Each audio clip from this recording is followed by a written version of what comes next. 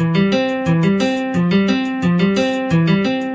हमने जो question solve करना है वो हमारे पास है एप्लीकेशन ऑफ डेरिवेशन के स्लो वाले क्वेश्चन। जैसा कि हमारे पास एक क्वेश्चन लिखा हुआ है एट व्हाट पॉइंट, यानी कि 2 पॉइंट जो होते हैं हमारे पास x1 और y1 वो क्या होंगे, वो हमने फाइंड करने। इज़ टू द स्लोप, जो स्लोप हमारे पास है वो है 2 of the curve y is equal to 4x plus x square, यानी कि कर्व की जो हमारे पास इक्वेशन है वो y के इक्वल जो हमारे पास है 4x प्लस एक्स स्क्वेयर ये है।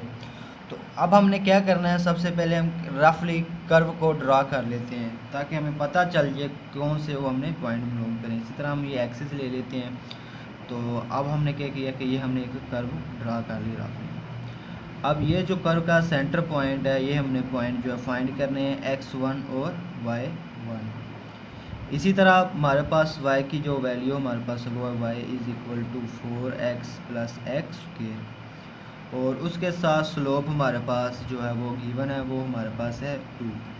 तो अब हमने दो जो पॉइंट है वो हमने मालूम करने हैं।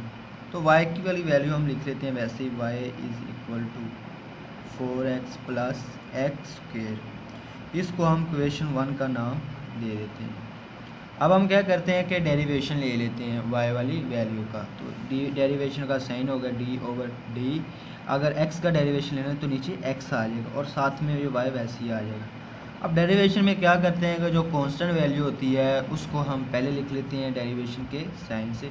इसकी तरह x का डेरिवेशन ले लेंगे d ओवर डी एक्स और x, फिर प्लस अब एक्स स्क्वेयर का डेरिवेशन ले लेंगे d over D x square.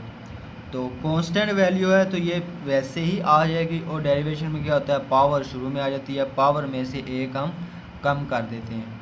तो इसी तरह अब ये क्वेश्चन जो हमारे पास देखें इसमें x की पावर 1 है, 1 जब 4 के साथ मल्टीप्लाई होगा तो ये हमारे पास हो जाएगा 4। तो इसी तरह x का डेरिवेशन वैसे भी 1 ही होता है, तो ये इधर अकेला हमारे पास 4 बच गया। अब प्लस वैसे ही हमारे पास आ गया। अब ये जो 2 हमारे पास है ये जब शुरू में आ जाएगा, क्योंकि डेरिवेशन में ये होता है पावर शुरू में आ जाती है, तो पावर में से एक कम कर देंगे तो ये हमारे पास बच गया 2x। इस तरह ये हमारे पास आ गई वैल्यू dy ओवर dx की। तो क्योंकि इस क्वेश्चन में हमें उन्होंने बता दिया है जो स्लोप हमारे पास है वो 2 है, तो इसका मतलब ये है कि dy over dx is equal to slope क्या है, वो स्लोप जो है इज़ इक्वल टू 2 है। तो इसी वजह से हम dy और dx की जगह पर हम लिख सकते हैं 2 is equal to 4 plus 2x। और अब हम क्या करेंगे, इस जो हमारे पास इक्वेशन बन गई है इसमें हम x की वैल्यू जो है वो फाइंड कर लेंगे। तो 2 वैसे ही हमारे पास इधर रह जाएगा। अब देखें ये जो 4 हमारे पास है ये जब दूसरी तरफ जाएगा तो ये माइनस का 4 हो जाएगा, इज़ इक्वल टू हमारे पास क्या आ गया 2x। जब -4 में से 2 माइनस करेंगे तो हमारे पास आ जाएगा लामत बड़ी रकम की, अमल माइनस का, 4 में से 2 माइनस तो 2 इज़ इक्वल टू 2x। और ये क्योंकि 2x के साथ मल्टीप्लाई हो रहा है, जब राइट हैंड साइड यानी कि लेफ़्ट हैंड साइड की तरफ जाएगा तो ये 2 के साथ डिवाइड हो जाएगा। तो इसी तरह x की वैल्यू हमने फाइंड कर ली, वो हमारे पास क्या आ गई -1। अब यानी कि ये x की वैल्यू, तो आप इसको x1 का नाम दे दें, ठीक है। तो ये हमारे पास x1 की ही वैल्यू आ गई।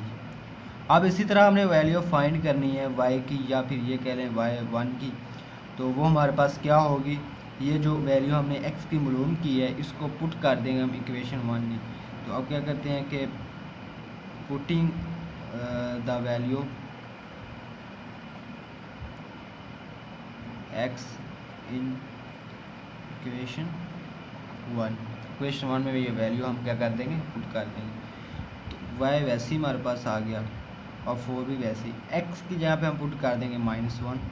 इस तरह फिर प्लस एक्स स्क्वेयर की जगह पे भी, क्योंकि हम x की जगह पे -1 पुट कर रहे हैं तो स्क्वेयर ऊपर है तो ये वैसे ही आ जाएगा हमारे पास। अब 4 को जब -1 से मल्टीप्लाई कराएंगे तो हमारे पास हो जाएगा -4, फिर प्लस वैसे -1 का जो स्क्वेयर होता है वो होता है हमारे पास +1। तो इसी तरह y की जो वैल्यू हमारे पास आ गई वो आ गई -3। तो ये जो यानी कि हमारे पास जो दो हमने पॉइंट मालूम करने थे वो हमारे पास जो पॉइंट है वो मालूम हो गए। तो वो हमारे पास क्या है, यानी कि x1 और y1, या फिर एक्स नॉट और वाई नॉट लिख दें, या अकेला एक्स और वाई लिख दें, एक ही बात है। -1 और -3 ये हमारे जो हमने पॉइंट फाइंड करने थे वो पॉइंट फाइंड हो गए। तो इसी तरह अब हम क्वेश्चन नंबर 3 भी हमारे पास है, वो भी सेम ही है। जस्ट क्या है कि उसमें जो हमारे पास स्लोप और वाई की जो वैल्यू हैं वो चेंज हुई हैं। तो अब हमने इसको भी सेम ही इसी ही कंसेप्ट से ड्रा करना है। तो अब इसकी कर्व की हम शक्ल ड्रा कर सकते हैं, तो ये सेम ही आएगी जैसे ये हमारे पास है। तो अब हम क्या करते हैं कि वाई वाली वैल्यू लिख लेते हैं और उसका ले लेते हैं हम फिर सेम जिस तरह हमने क्वेश्चन नंबर 2 में डेरिवेशन लिया था ऐसे ही डेरिवेशन ले लेते हैं। तो ये हमारे पास आएगा dy/dx इज़ इक्वल टू, तो डायरेक्टली हम डेरिवेशन अब कर लेते हैं। तो ये हमारे पास हो जाएगा 3x² फिर -6x। अब इसको भी इक्वेशन 1 का नाम दे देते हैं। तो अब देखें ये भी dy/dx जैसे कि इज़ इक्वल टू था स्लोप के, स्लोप इज़ इक्वल टू था हमारे पास 2 के। तो इसी तरह अब इधर 2 के जहाँ पे हमारे पास जो स्लोप है वो है 9।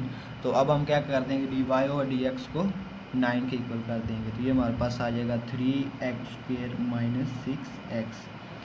तो अब ये इक्वेशन बन जाएगी हमारे पास, देखेंगे 3x² -6x वैसे ही आ जाएगा। ये प्लस का है तो ये इधर आएगा तो माइनस का 9 हो जाएगा। तो ये इक्वेशन बन गई। अब इन तीनों में से जो है ना कॉमन आ रहा है हमारे पास 3, तो 3 हम कॉमन ले लेंगे। तो इसी तरह हमारे पास इधर बच गया है x² फिर -2x -3 इज़ इक्वल टू 0। तो अब हमारे पास जो इक्वेशन बच गई है वो है x² -2x -3 is equal to 0।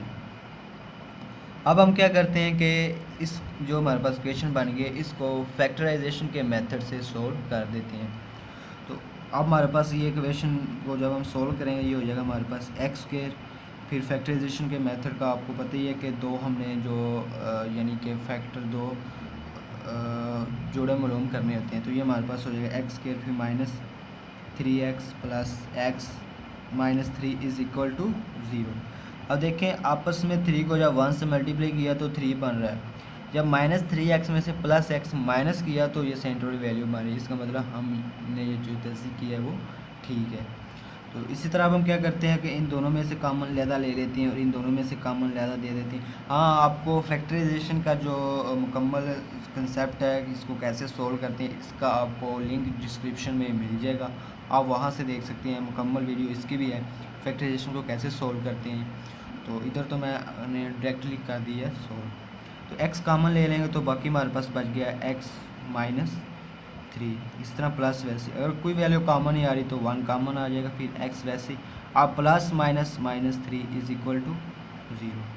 तो दो वैल्यू आ गई हैं x -3, ये एक दफ़ा लिख लेंगे, फिर ये x + 1 इज़ इक्वल टू 0। तो x -3 को 0 के इक्वल लैदा कर देंगे। तो इसी तरह अब हम x + 1 को 0 के इक्वल लैदा कर देंगे। तो ये माइनस का 3 है, जब 0 की तरफ जाएगा तो ये प्लस का 3 हो जाएगा। इसी तरह ये प्लस का 1 है तो जब 0 की तरफ जाएगा तो ये माइनस का 1 हो जाएगा। अब हमारे पास x की दो वैल्यू फाइंड हो गई हैं और एक को हम नाम दे देते हैं x1 का और दूसरे को हम नाम दे देते हैं x2 का।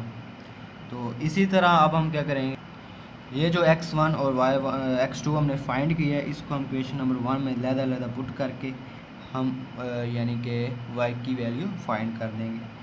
तो अब हमारे पास क्या करेंगे कि पुटिंग द वैल्यू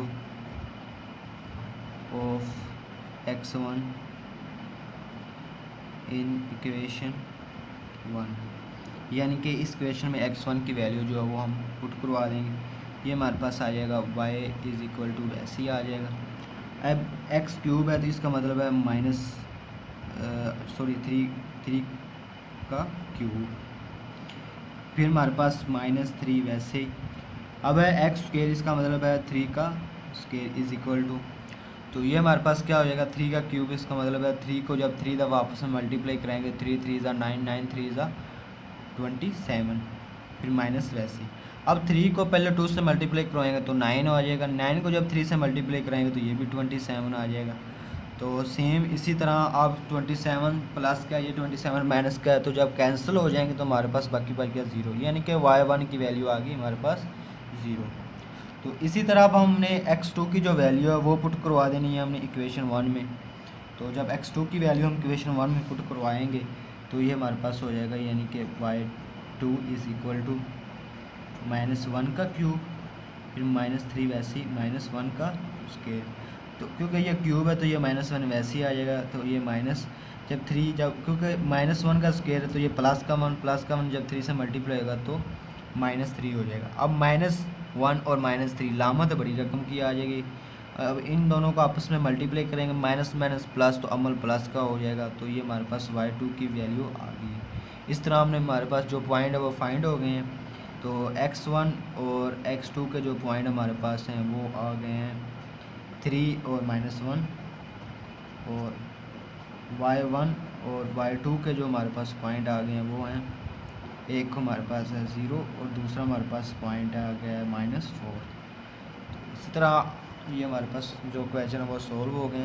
उम्मीद है कि आपको इस क्वेश्चन के जो आज हमने सोल्व किए हैं इसकी समझ आई होगी, और अगर किसी भी किस्म का कोई भी क्वेश्चन हो तो आप कमेंट में बता सकते हैं।